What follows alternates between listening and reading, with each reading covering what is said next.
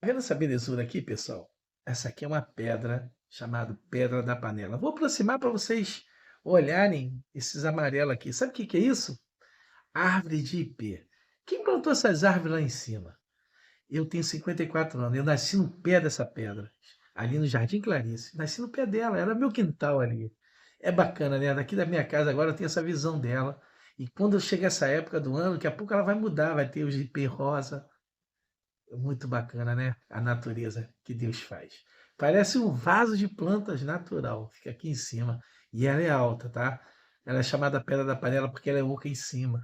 Muito bacana, né? Gostaram dessa visão aí? Coloca no comentário se vocês gostaram. Diz a cidade que você está falando.